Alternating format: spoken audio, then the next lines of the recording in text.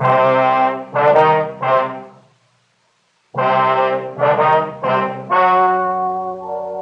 story you're about to hear is true. The names have been changed to protect the innocent. Fatima Cigarettes, best of all king-size cigarettes, brings you Dragnet on both radio and television.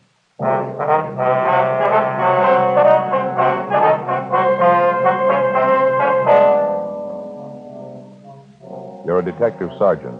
You're assigned to vice detail. A professional gambling ring has set up operations in your city.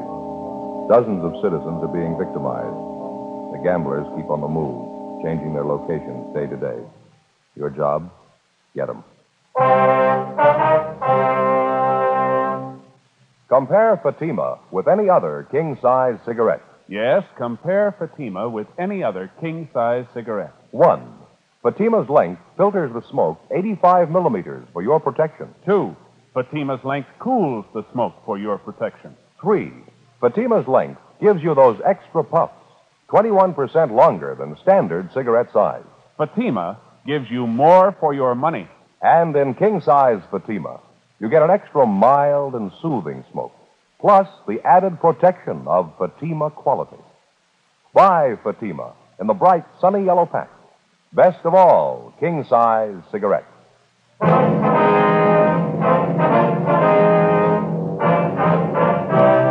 Dragnet, the documented drama of an actual crime. For the next 30 minutes, in cooperation with the Los Angeles Police Department, you will travel step by step on the side of the law through an actual case transcribed from official police files. From beginning to end, from crime to punishment, Dragnet is the story of your police force in action.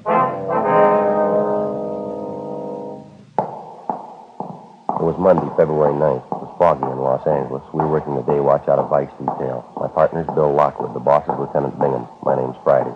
It was 4:20 p.m. when I got to the second floor of the old Central Jail building. Vice detail. Hi, Bill. Hi, Bill. You show up yet? Yeah, waiting in the next room. Oh, fine. Did you talk to him yet? No, he just came in a couple of minutes ago. Figured I'd wait for you. Well, how does he seem? Sober? He looks like he's off the luck? Yeah, he looks pretty good. Shaved, cleaned up a little. Fine. Dave, how are you? Oh, hiya, Friday. Thought I'd drop by and see you. Remember you were talking to me last week about that thing. You hear anything, Dave? Yeah, I think I might have something for you. I think it's what you're looking for.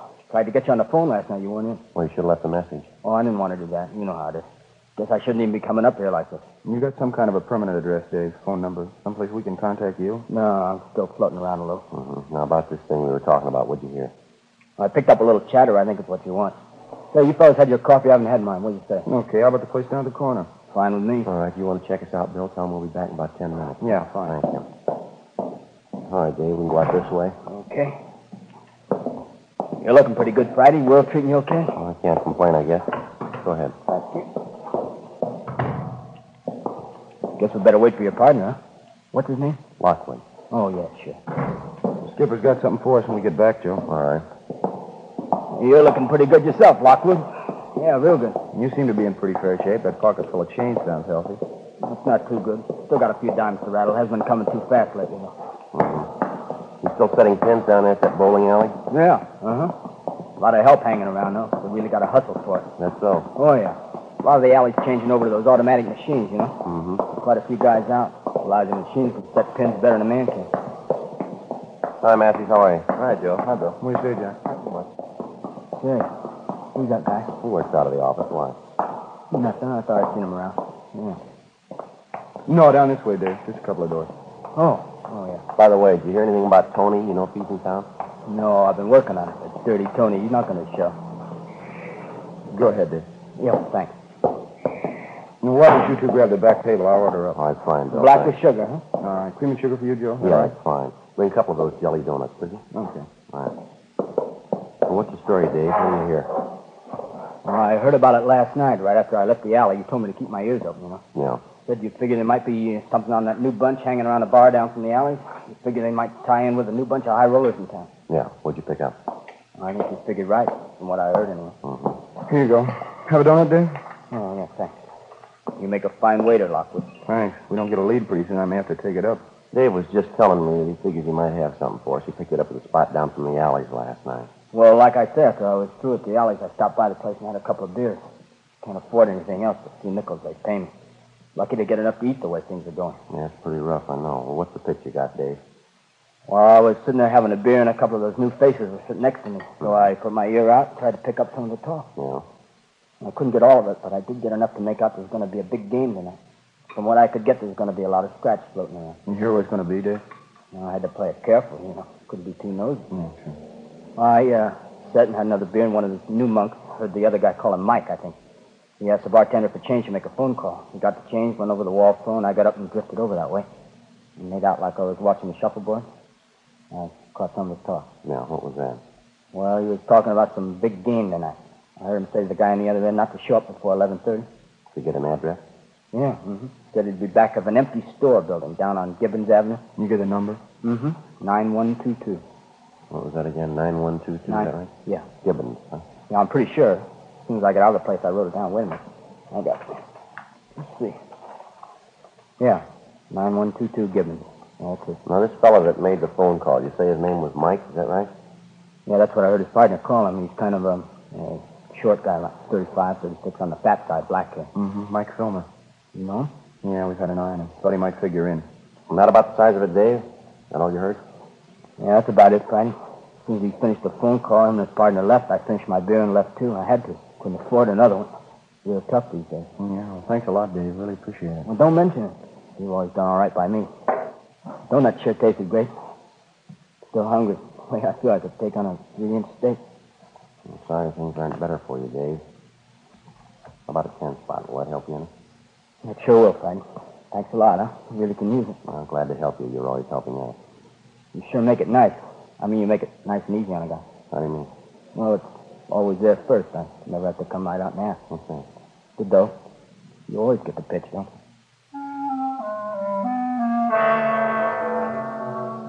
Almost a month before, we had begun receiving complaints about a newly established gambling ring which had set up operations in the city. After the first few complaints, we succeeded in identifying some of the men involved in the ring and also some of the places they frequented. The nature of most of the complaints against them was such that we knew we were dealing with a well-organized criminal element. Even if a player happened to win at one of the games, after he left the location, he was beaten and robbed. Despite the fact that we had some of the suspects identified, we still lacked sufficient evidence to prosecute them successfully. The various victims either would not or could not identify the suspect. We knew the gang was running 3 or 4 games a week, each one of them at a different location, each one of them at a different time. In the trade, that's known as a floating game. After we left our informant, Dave Carter, we headed back to the office and briefed Lieutenant Bingham. That afternoon, we checked the address on Gibbons Avenue and found it to be a vacant store building with a for rent sign in the window. There was an entrance in front and one in the rear, windows along both sides of the building, and a plasterboard partition dividing the inside of the store into 2 parts. The place was deserted. At 10 o'clock that night, Bill Lockwood and I staked out in our car down the street from the store. Sergeant Fred Taylor and Jack Matthews were staked out in their car from another point of observation. We were in constant touch with each other by 3-way radio. 10:30, 11 p.m., 11:30. 1K87 to 1K80, come in. 1K80 to 1K87. Go ahead. Joe, did you notice the lights come on in the back of the store a minute ago? Yeah, 2 men. They went in the back way, parked their car just down the street from us here. You see anything else? Car just pulled up down the street from us. 2 men getting out, heading for the store. Joe, just a minute. Yeah, they're going that way. Yeah, I see. They're going around the back, Joe. Uh-huh, looks like it's going to pay off. Let's sit on it a while. KMA 367. We waited. 11:45. A blue pickup truck pulled up and stopped a short way from the front entrance to the store. We saw 2 men get out and go around to the back of the truck and unload half a dozen large boxes, which they carried around to the rear entrance of the place. One of the men came back, got in the cab of the truck, and sat there. Midnight, 12:15 a.m. Over a period of half an hour, we watched 18 persons arrive from different directions and enter the store from the rear. 12:30, 1 a.m. There were no new arrivals. We waited. 1K87 to 1K80, come in. 1K80 to 1K87. Go ahead. Not much activity down here, Joe. Looks like it's pretty well set. What do you think? Yeah, I think we might as well hit it. Same way we laid it out, huh, Fred? We'll wait until Matthews picks up the lookout, the man sitting in the truck. Right, Joe. Jack, you want to go ahead and grab him, go away. He's on his way, Joe. Okay, as soon as he picks him up, we meet in front of the place. Bill and I'll take the front. You cover the back. You got that? Okay, Joe. Oh, hold on a minute, will you? Yeah, Jack got him. Bring him back to the car. Okay, let's go. KMA 367. You got the car keys, Joe? Yeah, let's go. All right. You figure that's the best way, Joe, too, is going in the front? Well, that's probably where the rush is going to be. When Fred goes through the back, they're sure to start for the front. Okay, Joe? Yeah. Jack's got the lookout in our car. He'll wait for us. Right. Now, what do you think about this, Fred? You go around and hit the back door. As soon as they hear you inside, they'll probably start for the front. We'll take care of them there. That's a good idea. Give me half a minute to get back there, huh? Right. Watch yourself. All right, Joe? Let's go.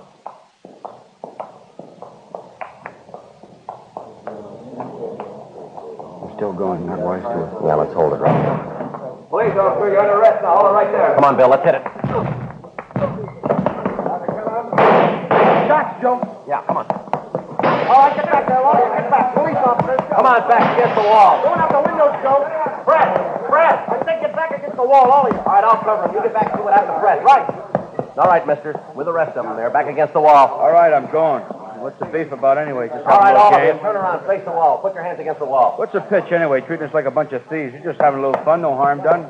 Joe. Yeah, did you find Fred? What happened? He's been shot, hurt bad. Matthews is in with him now. I'll call the ambulance. Get some help. All right. All right, you two. In with the others. Back against the wall. What's the beef? Sure, a big noise about nothing. We're here to play a little cards, friendly game, just $1 limit. Nobody ever gets hurt. We're all friends. Is that why you carry guns? 1:20 a.m. The ambulance arrived, and Sergeant Fred Taylor was taken immediately to Georgia Street Receiving Hospital in a critical condition. He'd been shot twice through the upper portion of the chest. He'd been unconscious from the time of the shooting. Who the assailant was, we had no idea. The crime lab arrived at the scene and began their preliminary investigation. Meantime, homicide officers had arrived, and all units in the area were assisting in the investigation, making a house-to-house canvass and checking all backyards, alleys, and unoccupied buildings for possible suspects in hiding. Out of the total number of men present in the store at the time of the shooting, Bill and I had been able to detain 9 of them. The remainder had either scrambled out side windows or the rear door and then apparently made their way over back fences. The 9 we did get were taken downtown for interrogation. All of them had been searched, but no weapons had been found. Bill Lockwood and I remained at the scene assisting the homicide officers. 2:05 a.m.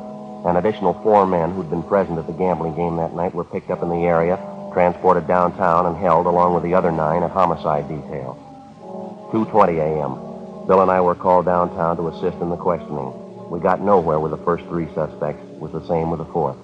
You expect us to believe that, Mike? Well, it's the truth. I don't know anything about it. Now, look, Mike, let's put it on the table, huh? We listened to your line of chatter down at the store when we made the pinch. We heard it all. Now, let's get on to facts. I told you everything I know, no different than the other guys you picked up. I heard there was going to be a game tonight, so I came down. Who'd you come down with? How'd you get there? I drove, came by myself. Where'd you park your car? About 2 blocks away, a little alley there. By a gas station. You're a liar, mister, and you know it. Well, it's the truth, so help me. If I knew there was going to be trouble, I wouldn't even have showed up. I play a few cards, sure. I don't go in for heavy stuff, though. I haven't got anything to do with the game. You're a liar. You can't say that. Now, you show me where I've lied to you. Tell me. We were staked out on that place tonight, Mike. It was a little past 11:45. You drove up in a blue pickup truck. Another man was with you. You were driving. Oh, no, you got it wrong. No, we haven't got it wrong. You parked that truck about 10 yards down the street from the front of the store. You got out first. The other man followed you. You unloaded 6 large cartons from the truck.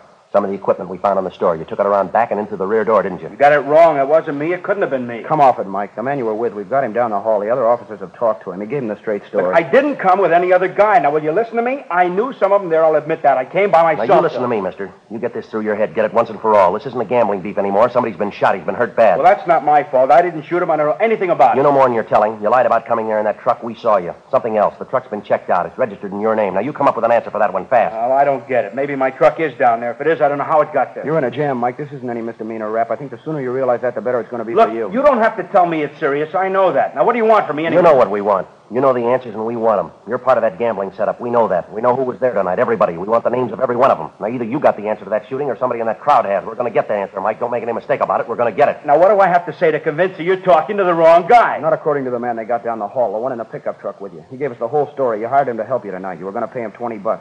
He helped you haul the equipment to the store, and he was supposed to be the lookout at the front door. It ties in all the way.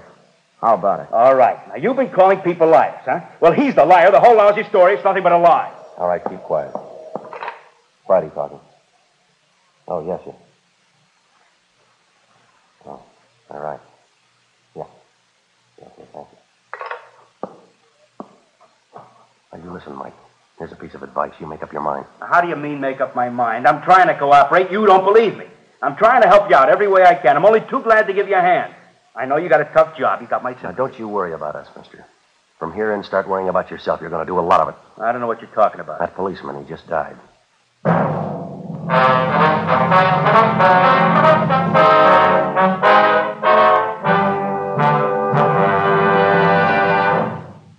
You are listening to Dragnet, authentic stories of your police force in action. To show our confidence in Fatima, we make this money-back guarantee. Buy a pack of Fatimas. Enjoy Fatima quality, extra mildness, and superbly blended tobaccos. If you're not convinced Fatima is better than the king-size cigarette you're now smoking, just return the pack and the unsmoked Fatimas by August 1st, 1952, for your money back plus postage. Fatima, Box 37, New York 1. Prove Fatima quality yourself. Compare Fatima with any other king-size cigarette. 1. Fatima's length filters the smoke 85 millimeters for your protection. 2. Fatima's length cools the smoke for your protection. 3. Fatima's length gives you those extra puffs, 21% longer than standard cigarette size. Fatima gives you more for your money. And in king-size Fatima, you get an extra mild and soothing smoke, plus the added protection of Fatima quality. Ask your dealer for Fatima in the bright sunny yellow pack. Best of all, king-size cigarettes.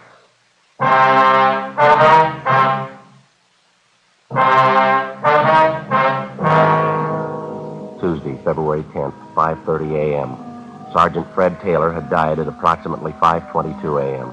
Cause of death was listed as hemorrhage and shock due to the 2 gunshot wounds in the chest. Officers from the medical detail had rushed Taylor's wife from his home to the receiving hospital. She was with him at the time of his death. Unfortunately, he never regained consciousness. 5:45 a.m. While the investigation went on at the scene of the murder, Bill Lockwood and I continued our interrogation of the suspect, Mike Filmer. Another hour of questioning, and he still refused to tell us anything. We finally confronted him with the man we'd seen him arrive with at the location of the gambling game earlier that morning. Another 10 minutes of questioning, and he finally broke down. Why didn't you tell us that to begin with? Well, believe me, I wanted to. I was scared. I was scared to death. I never had anything like this happen to me before. I didn't know what to do. I didn't know what to say. All right, this is a complete list of everybody you saw there last night. Everybody who was in that game. Well, yeah, I think it covers it. Now, let me see it a minute. All right, here you are. Yeah, just about everybody. These are the only addresses you got, just these 3 here. Yeah, that's it. No, I'm not lying now, believe me. Those are the only ones I know of. All right, so you had a hand in the game. You brought in the equipment, you were working for the house. Yeah, that's right. Then who's the boss, Mike? Who's running the game? What about it? Who's running it? Look, I've told you everybody that was there, everybody. He wasn't there that night. He couldn't have had anything to do with it. Mike, we didn't ask you that. We asked you who the boss is. What's his name? Now, how about it? We want his name. But I told you he wasn't there last night. If he wasn't there, he couldn't have had anything to do with it. Look, he's a nice guy. He doesn't want trouble any more than I do. He couldn't tell you. You let us figure that out, will you? Now, who's the boss, Mike? Does it have to be? Is that important? We wouldn't be asking you. Who is he? George Delano. Now, that's all I know about him, his name. How does he spell his last name? What's he look like? Well, I guess it's Delano. I never saw him write it down, though. I've only known him about a month, maybe 5 weeks. What's his description? Well, he's taller than I am, about 5 feet 10, 11 maybe. Dark hair, a little bit on the heavy side. Like me, I guess. Man about 45, 50. Where does he live? Where do we find him? I don't know where he lives. Some hotel downtown, I think. The only times I ever met him was at a bar. Which bar? Whereabouts? South end of town, down in Vermont. I don't know the address, but I can point it out to you. It's a couple doors down from the big bowling alley. Right across from a theater, woman's dress shop next door. Yeah, that's right. That's the place. The only place I've ever seen him. He always calls me at home and tells me where to meet him. You mean to say you've been working for this Delano and you don't even know where he lives? Well, I don't know what else to tell you. I'm squaring with you. I really don't know. Friday, talk to you, man? Yeah, Sam. I'll be right back now. What do you got, Sam? Charlie Hart and I just got back from the place down on Gibbons Avenue, the store. Yeah. Thought you'd like to know. We found a gun in the back of the place hidden under a lumber pile. All right. You check it out? Yeah, I ran through gun records. It's registered. What's the name? George Delano. 7:38 a.m. With the new lead on the alleged boss of the gambling ring, George Delano, we interrupted our questioning of the suspect, Mike Filmer. We took him down the hall back to the homicide squad room to be held for further interrogation. We checked Delano through R&I, but we had no record on him. Then, along with Sergeant Sam Flowers and Charlie Hart of Homicide, we drove out to the address of George Delano as listed in the gun registration files. It was a small cottage in the Wilshire area. The woman who answered the door identified herself as Mrs. George Delano, the suspect's wife. She called her husband to the door. We identified ourselves, briefed him on the reason for our visit, and told him we wanted to talk to him downtown. He appeared cooperative, more than willing to come along. He got dressed. We drove him back to the city hall and took him to the interrogation room. He was well-dressed and, in his own way, well-mannered. After being told of the situation, he admitted freely that he'd been operating games at different locations throughout the city for the past month and a half. He told us that he'd employed Mike Filmer to assist him in his operations, and he also admitted ownership of the gun found near the murder scene.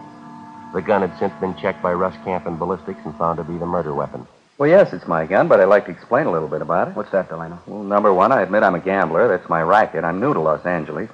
I even admit I've been working a few games, but I'm no murderer. I wouldn't have any part of it. You said you were going to explain about the gun. Now, what about it? Now, look, I'd like to fill you in on everything, officers. I got nothing to hide from you. I'll tell you everything. Now?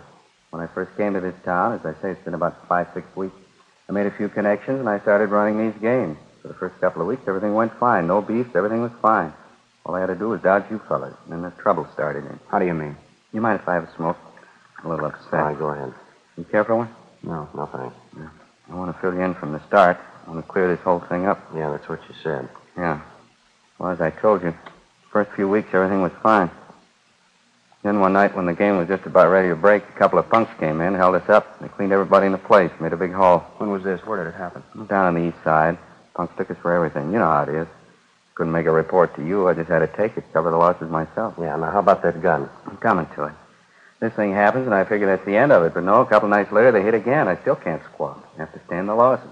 Another couple of nights, they knock us over again. Couldn't do a thing about it. Losing money. All right, we've heard all that. That's your racket. You can expect it. All we want to know is about that gun. Now, what's your story? I told you I was coming to it. After the third time they reached us, I hired a guard. Somebody stand watch outside in case of another stick-up. It's the only thing I could do. Yeah? Well, so I hired some guy to stand guard on the game.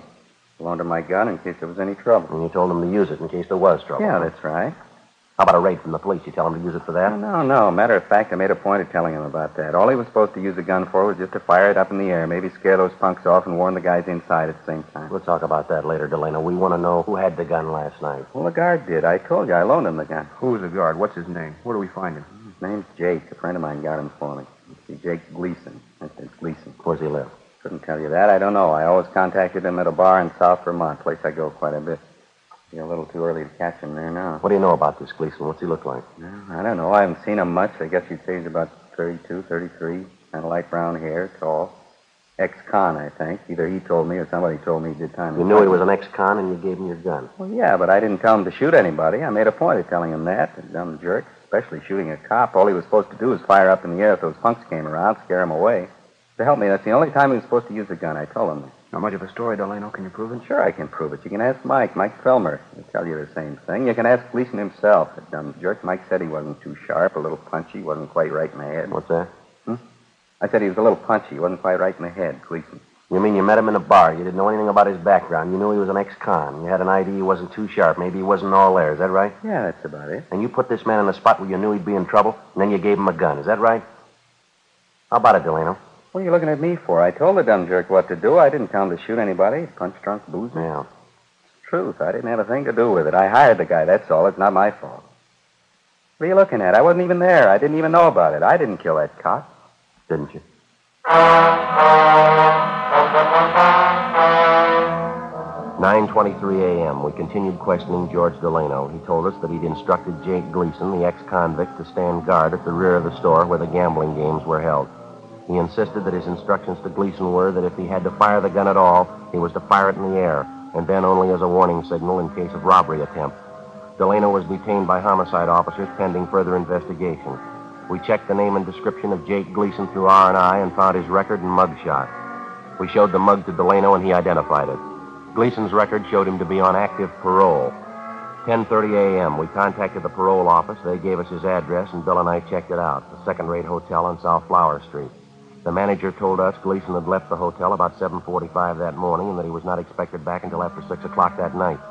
He also told us there was a chance we might locate him in one of the bars around the neighborhood. 10:45. We started making the rounds of the bars in the immediate vicinity. The third place we stopped at was practically deserted. The jukebox at the back of the place was turned up to full volume. There was a smell of disinfectant, whiskey, and stale perfume. There was one customer drinking at the far end of the bar. It was Gleason.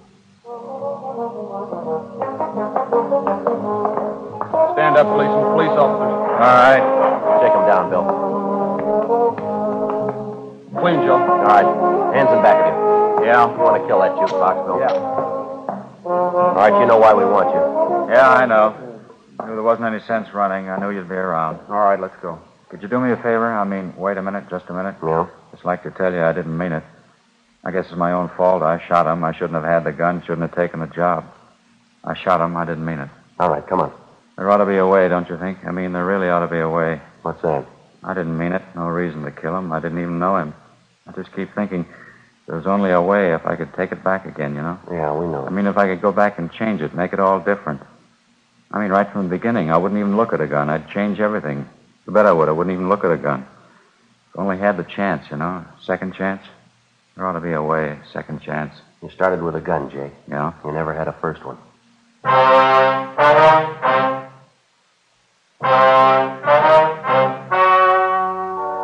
story you have just heard was true.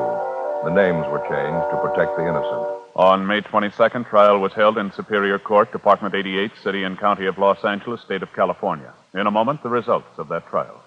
And now, here is our star, Jack Webb. Thank you, George Fenneman. Friends, Fatima gives you more for your money because no other king-size cigarette can match Fatima quality. Because Fatima's length filters and cools the smoke for your protection. Gives you those extra puffs, 21% longer than standard cigarette size. I'm convinced that you'll agree with me once you try them. Get a pack of Fatimas next time you buy cigarettes. Fatima, an extra mild and soothing smoke. Best of all, king-size cigarettes.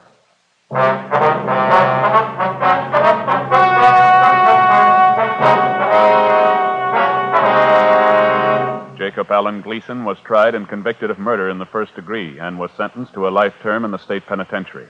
George Delano, Mike Filmer, and all other principals were found guilty of violating the municipal code 43.01, gambling, and received sentences as prescribed by law. George Delano and Mike Filmer were sentenced to 6-month terms in the county jail. Others received proportionate sentences. Ladies and gentlemen, Mr. James Fox, director on the executive board of the Mystery Writers of America. Tonight it is with a great deal of pleasure that I, speaking for the entire membership of the Mystery Writers of America in all fields, present the Edgar Allan Poe Award for the second consecutive year for the finest radio presentation in its class, Dragnet. To you, Jack Webb, and your fine group of technicians responsible for the overall production of Dragnet, we present this statuette of one of the immortals in the field of mystery, Edgar Allan Poe. Thank you very much, Mr. Fox, and thanks also to the membership of the Mystery Writers of America. And standing by to receive his award, also for the second consecutive year, as the outstanding radio writer in his field, and for the consistent job he does on Dragnet, Jim Moser. Here is your statuette. Thank you very much, Mr. Fox. Ladies and gentlemen, it's seldom indeed when the writer of any radio show receives his just and due acclaim. It's with the greatest of pleasure that we accept the Edgar Allan Poe Awards, as it is primarily a writer's award. All of us who have had a hand in bringing Dragnet into your homes each week are proud of our writer, Jim Moser. For as anyone in radio will readily go on record by saying and knowing that you're only as good as the script you read. So it's with deep gratitude that we receive the MWA Award, which best illustrates and confirms the high opinion which we all hold of our writer, Jim Moser. Thank you, Jack, and I'd like to express my special appreciation to our technical advisors from the Los Angeles Police Department, without whom none of this would be possible.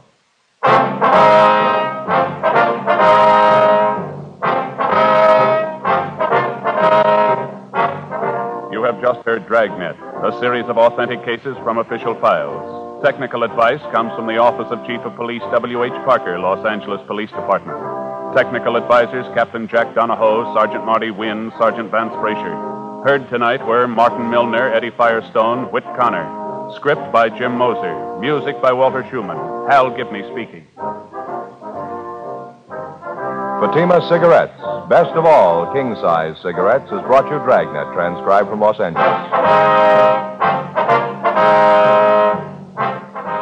Now it's Counter Spy on NBC.